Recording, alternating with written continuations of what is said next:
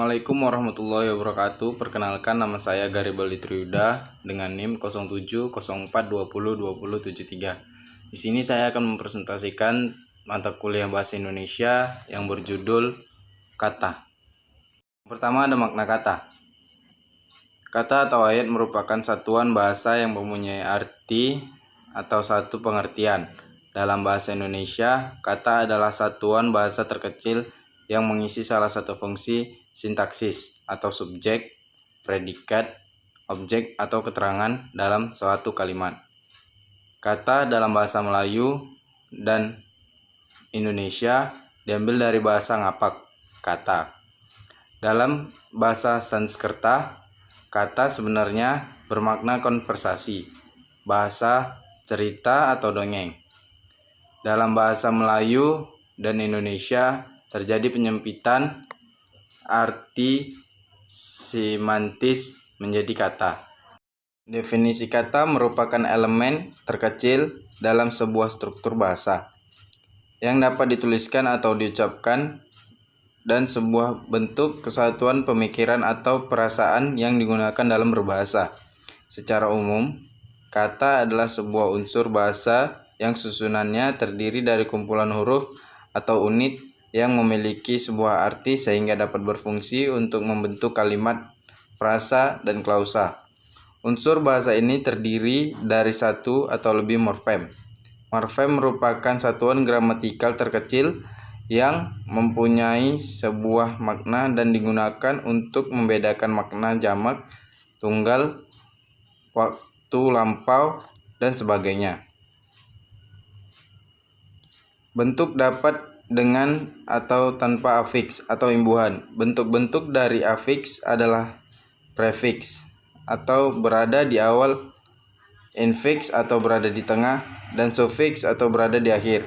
Bahkan ada beberapa kata yang memungkinkan terdapat konfiks, yaitu penggabungan imbuhan antara awal dan akhir. B. Tujuan kata.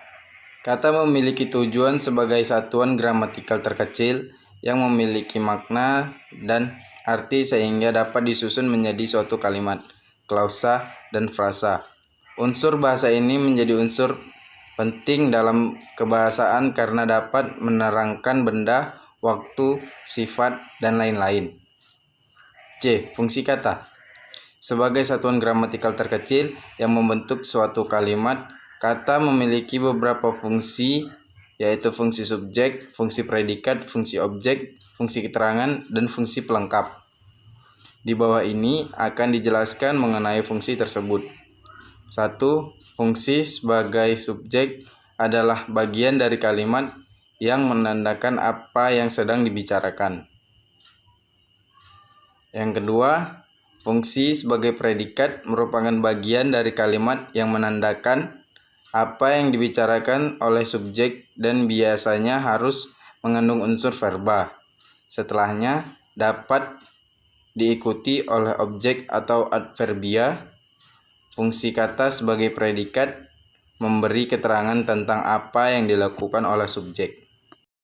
3. Fungsi sebagai objek merupakan bagian dari kalimat yang memiliki peran sebagai penderita atau yang mengalami suatu hal. Letak objek memiliki fungsi sebagai pemberi keterangan predikat.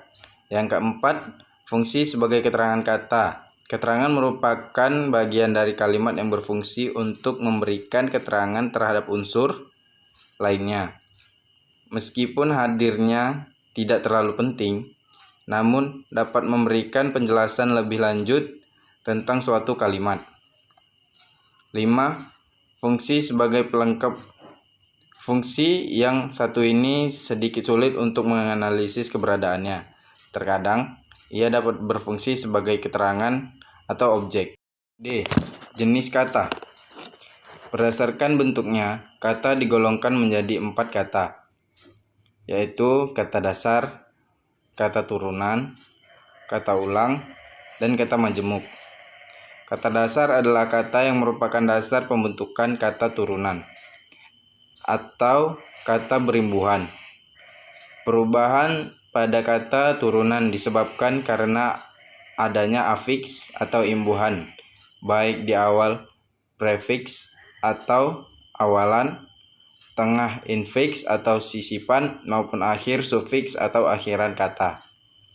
Kata ulang adalah kata dasar atau bentuk dasar yang mengalami perulangan baik seluruh maupun sebagian, sedangkan kata majemuk adalah gabungan beberapa kata bagian yang berbeda membentuk suatu arti baru. Dalam tata bahasa baku bahasa Indonesia, kelas kata terbagi menjadi kategori, yaitu nomina atau kata benda, nama dari seorang, tempat atau semua benda, dan segala yang dibendakan, misalnya buku, kuda. Verba atau kata kerja, kata yang menyatakan suatu tindakan atau pengertian dinamis, misalnya baca, lari. Verba transitif atau membunuh, verba kerja instructif atau meninggal, pelengkap atau berumah. Adjektiva atau kata sifat, kata yang menjelaskan kata benda, misalnya keras, cepat. Adverbia atau keterangan tempat, kata yang memberikan keterangan pada kata yang bukan kata benda, misalnya sekarang, agak. Pronomina atau kata ganti, kata pengganti kata benda, misalnya ia, itu. Orang pertama atau kami, orang kedua atau engkau, orang ketiga atau mereka. Kata ganti kepunyaan atau nya, kata ganti penunjuk atau ini, itu.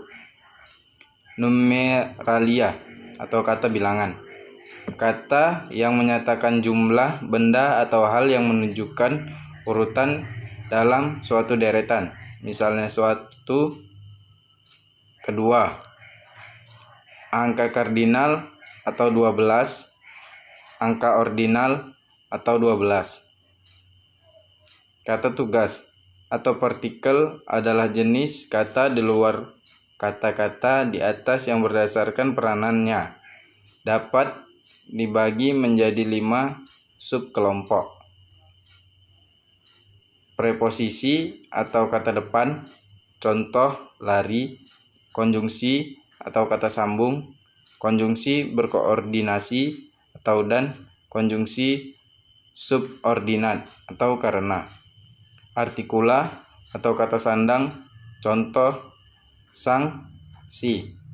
Umum dalam bahasa Eropa, misalnya the. Interjeksi atau kata seru, contoh wow, wah. Klarifikasi kata. 7 kategori kata tersebut dapat dikategorikan dalam suatu klarifikasi kata, yaitu kelas terbuka dan kelas tertutup.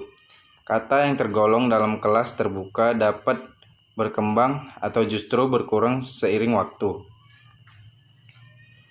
Penambahan kata dalam kelas terbuka dapat terjadi karena proses morfologi dari kata tersebut, misalnya karena afiksasi.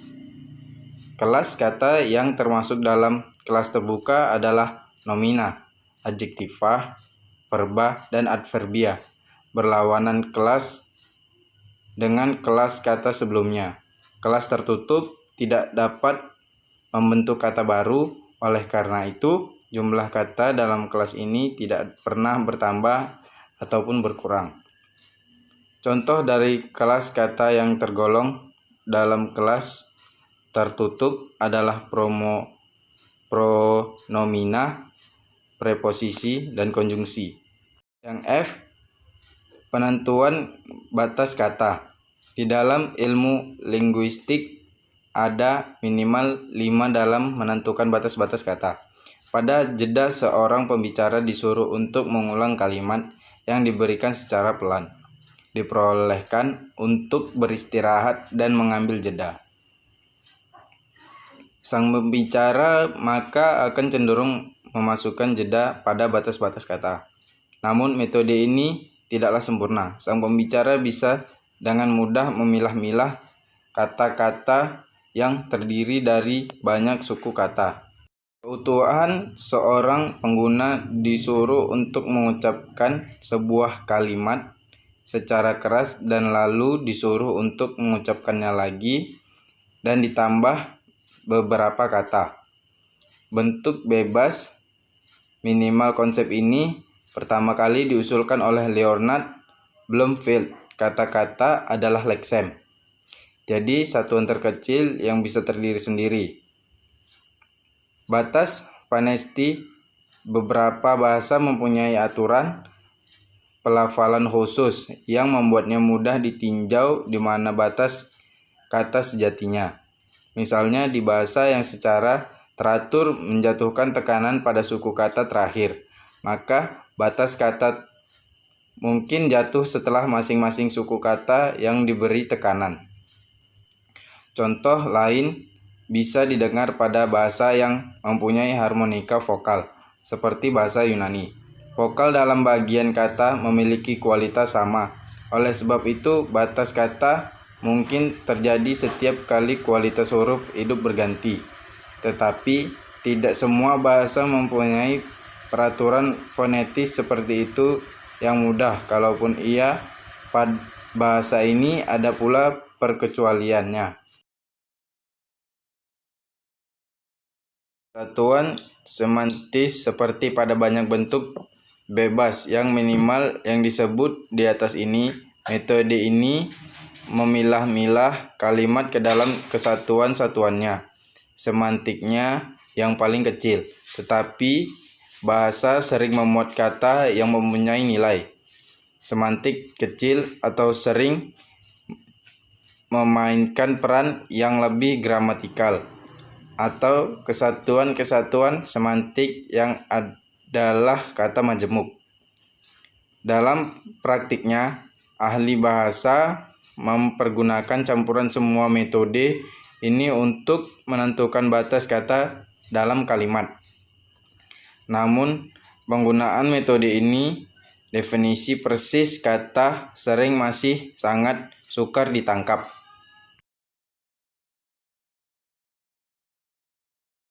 G.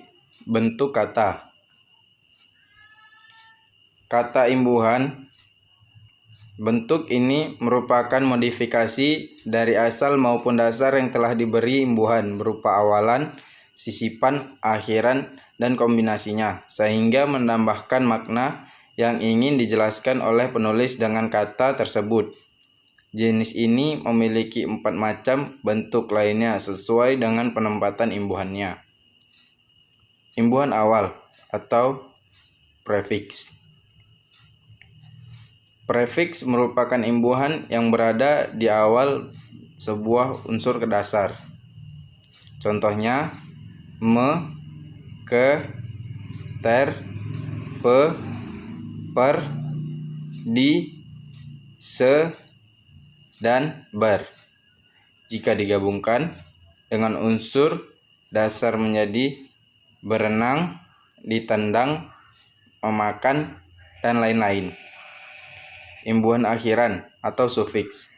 Sufiks merupakan imbuhan yang berada di akhir sebuah unsur dasar. Contohnya kan, an, i, nya, man, isme, wati, wan, asi, in, dan wi. Jika digabungkan dengan unsur dasar menjadi makanan, wisudawan, Hinduisme, dan lain-lain. Imbuhan awalan dan akhiran atau konfiks. Konfiks merupakan imbuhan yang mengombinasikan kedua jenis imbuhan di atas. Contoh mekan, pean, beran, senya, dan meperkan. Jika digabungkan dengan unsur dasar menjadi menyucikan, penghasilan, pertigaan, perserikatan, dan lain-lain. Imbuhan sisipan atau infiks. Infiks merupakan sebuah imbuhan yang letaknya berada di dalam unsur dasar. Imbuhan ini hanya terdapat pada morfem tertentu saja. Contoh dari infiks adalah r, l, m, dan in. Jika digabungkan dengan unsur dasar menjadi tali temali, kerja kinerja, tunjuk telunjuk, dan lain-lain. Kata ulang. Bentuk ini merupakan pengulangan sebuah unsur dasar dan di antara keduanya dihubungkan menggunakan tanda hubung. Pengulangan ini terjadi dengan berbagai cara. Contohnya pengulangan utuh, pengulangan bunyi, pengulangan sebagian, pengulangan semu, pengulangan sebagian. Kata dapat dikelompokkan berdasarkan bentuk dan makna atau fungsi.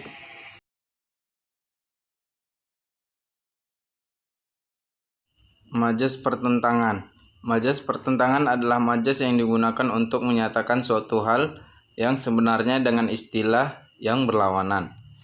Penggunaan majas ini ditunjukkan untuk menguatkan kesan yang diterima seseorang, pembaca, atau pendengar tentang apa yang disampaikan. 1. Majas antitetis. Majas antitetis adalah suatu gaya bahasa yang menyajikan pasangan kata berlawanan makna. Pasangan kata tersebut disajikan secara berturut sebagaimana dapat dicontohkan pada kalimat berikut. Baik tua muda, orang dewasa dan anak-anak, semuanya larut dalam suasana gembira. Miskin kaya bukan jaminan seseorang masuk surga. Besar kecil penghasilan harus tetap kita syukuri. 2. Majas paradoks. Majas paradoks adalah gaya bahasa yang menyajikan pertentangan antara pernyataan dengan fakta yang ada. Di antara macam-macam majas lainnya, majas paradoks adalah majas yang cukup sering dijumpai dalam sebuah roman atau novel. Berikut ini adalah beberapa contoh majas paradoks. Aku selalu merasa sendiri di tengah ramai dan bisiknya kota Jakarta yang megah ini. Hatiku merintih dan menangis di tengah hingar pesta yang sedang berlangsung kala itu. Desain misiu yang saling bersautan rasanya justru membuat keberanianku semakin tumbuh. 3. Majas hiperbola. Majas hiperbola adalah gaya bahasa dengan ungkapan yang dilebih-lebihkan dari kenyataannya. Majas hiperbola memiliki efek kesan yang kuat bagi mereka yang membaca atau mendengarnya sehingga dapat menarik perhatian. Berikut ini beberapa contoh majas hiperbola. Gemuruh suaranya menggelegar, membelah angkasa. Tubuhnya sangat kurus, tinggal tulang berlarut kulit. Ketampanannya nyaris satu tingkat di bawah Nabi Yusuf alaihi salam. Yang keempat, majas litotes. Majas litotes adalah gaya bahasa dengan ungkapan yang dikecilkan atau direndahkan dari kenyataannya. Tujuan penggunaan majas ini adalah sebagai cara untuk merendahkan diri di hadapan pembaca atau pendengarnya. Berikut ini contoh dari majas litotes. Makanlah seadanya meski sekadar hanya dengan nasi dan garam saja. Mengapa kamu bertanya pada orang dungu seperti saya ini? Singgahlah di gubuk kami meski hanya sebentar saja. Diksi. Menurut KBBI, diksi adalah pilihan yang tepat dan selaras atau dalam penggunaannya untuk mengungkapkan gagasan sehingga diperoleh efek tertentu seperti yang diharapkan. Dengan kata lain, diksi merupakan pemilihan kata yang tepat untuk mengungkapkan suatu gagasan agar mendapat hasil tertentu. Diksi adalah pemilihan kata yang tepat untuk menyampaikan maksud, yang diinginkan. Dengan begitu, lawan bicara akan lebih mudah mengerti apa yang kamu sampaikan. Diksi sangat berguna dalam penulisan karya tulis seperti puisi, novel, laporan, dan lain-lain.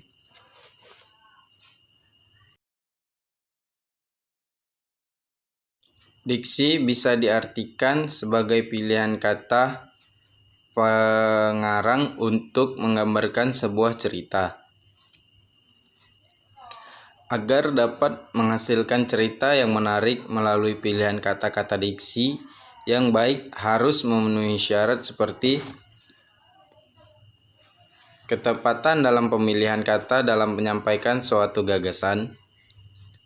Seorang pengarang harus mempunyai kemampuan untuk membedakan secara tepat nuansa-nuansa makna sesuai dengan gagasan yang ingin disampaikan dan kemampuan untuk menemukan bentuk yang sesuai dengan situasi dan nilai rasa bagi pembacanya. Menguasai berbagai macam kosakata dan mampu memanfaatkan kata-kata yang terjadi tersebut sebuah kalimat yang jelas, efektif, dan mudah dimengerti. Ciri-ciri diksi. Setelah mengetahui syarat diksi, tentu kita juga harus mengetahui ciri-ciri diksi tersebut. Di bawah ini merupakan ciri-ciri diksi, antara lain tempat dalam pemilihan kata untuk dapat mengungkapkan gagasan atau juga hal-hal yang diamanatkan. Dapat digunakan untuk dapat membedakan secara tepat nuansa, makna, serta bentuk yang sesuai dengan gagasan serta juga situasi serta nilai rasa pembaca. Menggunakan pembendaharaan kata yang dipunyai masyarakat bahasanya serta dapat menggerakkan dan juga memberdayakan kekayaan itu menjadi jaring kata yang jelas. Syarat diksi ada 2 persyaratan yang harus dipenuhi dalam memilih kata-kata, yaitu persyaratan ketetapan dan kesesuaian tepat. Artinya kata-kata yang dipilih itu dapat mengungkapkan dengan tepat apa yang ingin diungkapkan. Di samping itu, ungkapan itu juga harus dipahami pembaca dengan tepat. Artinya, tafsiran pembaca sama dengan apa yang dimaksud dengan penulis. Untuk memenuhi persyaratan, ketetapan, dan kesesuaian dalam pemilihan kata, perlu diperhatikan A. Kaidah kelompok kata atau frase. B. Kaidah makna kata.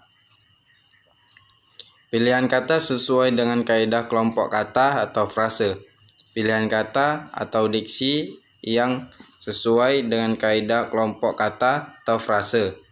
Seharusnya pilihan kata atau diksi yang tepat, seksama, lazim, dan benar.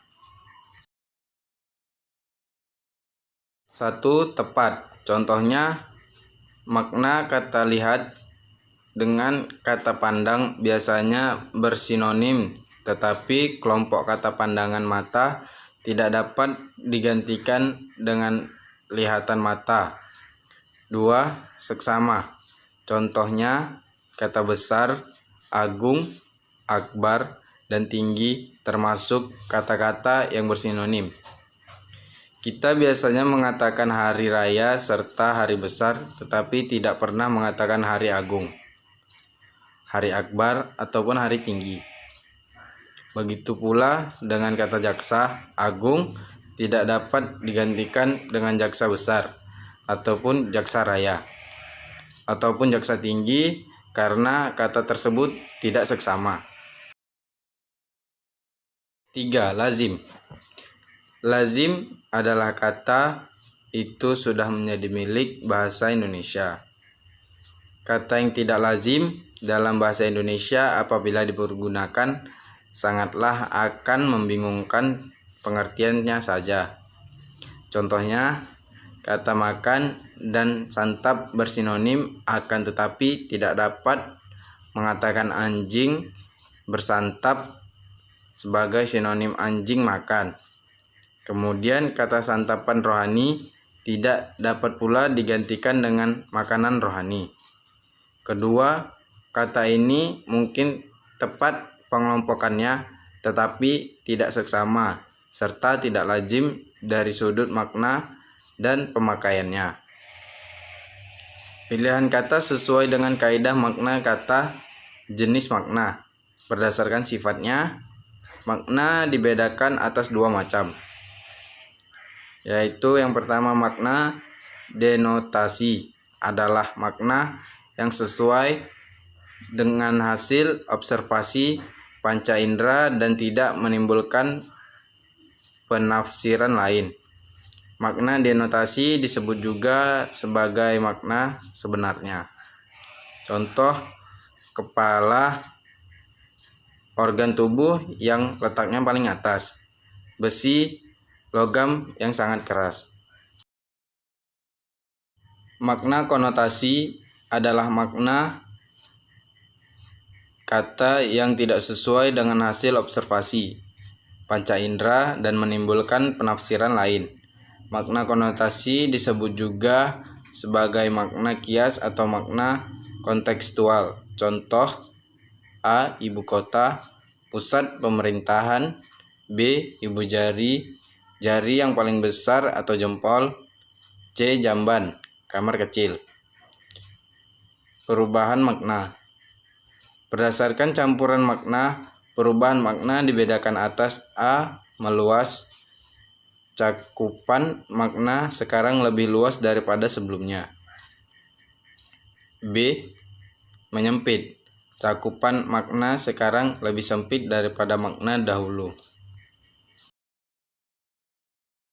Berdasarkan nilai rasanya, perubahan makna dibedakan atas ameliorasi adalah perubahan makna ke tingkat yang lebih tinggi. Artinya, baru dirasakan lebih baik dari arti sebelumnya. Contoh, kata wanita dirasakan lebih baik nilainya daripada perempuan.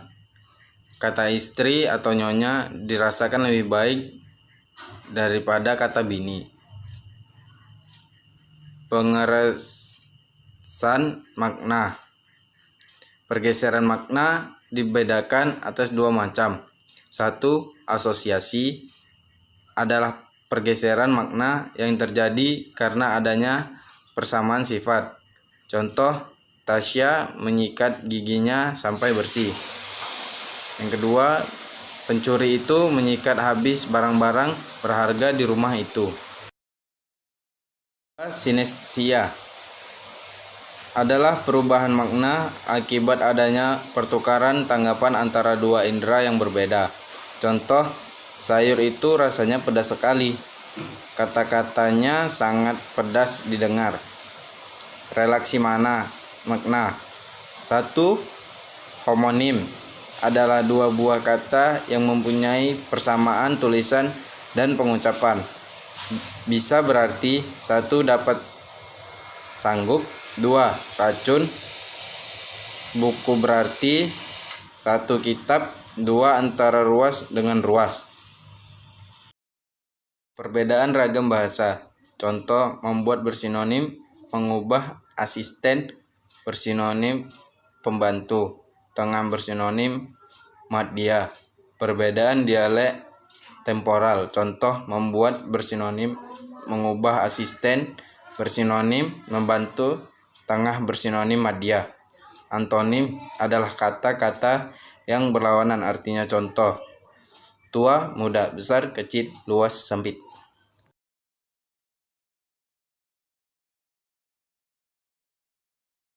Terima kasih kepada teman-teman yang telah melihat video saya. Semoga bagi teman-teman yang melihat dapat bermanfaat dan bisa menambah ilmu. Mohon maaf jika ada salah tulisan atau salah kata-kata saya dalam presentasi tadi. Assalamualaikum warahmatullahi wabarakatuh.